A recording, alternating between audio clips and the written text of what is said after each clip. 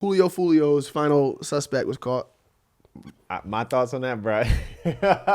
Yo, I saw the picture. This nigga was smiling, and then the next scene, I seen like it said JSO. It was like a Jacksonville Sheriff's Office cop car, and I was like, "My nigga, you're still in Jacksonville? It's been 6 months. Yes. What are you doing? You should have been in fucking Mexico right now." Let me. Bro, pull up the niggas, photo, bro. that shit crazy. Bro, that's crazy. But the fact that it took him 6 months to find a nigga that's in the same city as them is crazy. People gotta realize, man, it's like it costs money to go on the run, bro. I mean, shit. It's not cheap to be a fugitive, bro. All you need is some money for a gas and a car. You could go try and make some shit shake. You just don't get pulled over. It's like you gotta. I mean, and he can't really, bro. So check this out. This is him. I seen that, bro. When I saw him, I said, "Is that A$AP Bari? No, Poetic Flacco." Am I tripping? It do look like him, but nah, that ain't him. Nah, it looked like him. I see what you mean, but not like in the face. Why the nigga smiling that he got caught? This nigga, I don't know. That's what I'm really questioning. That's like some. He ready to go shit. get his booty tucked? Whoa. Yeah. So I did a little research on it. So because 1090 Jake posted a video kind of talking about him. Who? 1090 Jake. Oh, they said Timothy Jake. All right, go ahead. 1090 Jake. My bad. I'm talking too fast. But yeah, this nigga was also a couple months ago on Spaces on Twitter. I seen that. Spaces, talking with some niggas in from Jacksonville, talking to some, and he was talking shit to some niggas, and they were like, somebody was on there like, bro, like your life is over. He was like, bro, I seen that. He was like, I'm outside right now. I'm on Tell them crackers come pull up and come arrest me. Holy reckless. I'm like, bro, that's like some mental. That's some mental like. Hey, that's a nigga that don't. Bro, give a that's fuck. what I'm trying to say. When you're smiling like this, it's like when does it set? When does it set in? Deranged. How many years does it set in for him where he's like, oh god, like I did all that gang shit, ran down a nigga, shot him up for what? Yeah. And now I'm sitting here for the rest of my life.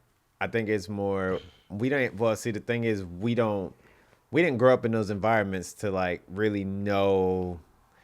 It's kind of hard for us to have a valid opinion on it because I mean, we didn't grow up in like that culture. No, you're absolutely We grew right. up in black culture, but we didn't grow up in that culture. It's a different culture. That's like gang culture, violence culture. So I don't get it, but it's not for us to get. I guess because it's like I think I get it.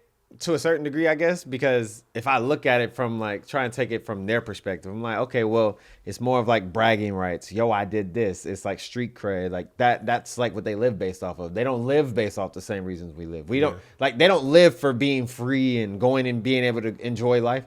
They live for y'all ran down on this nigga. Oh, I did this. Oh, I did that. That's life. And some nigga brag about going to jail. Yeah. Like, wow, Jamaree, you actually fucking made a sensible ass fucking take. I always make very sense. well articulated. Yeah. I always make fucking sense. You just the first time you listen. This is the first time you listen.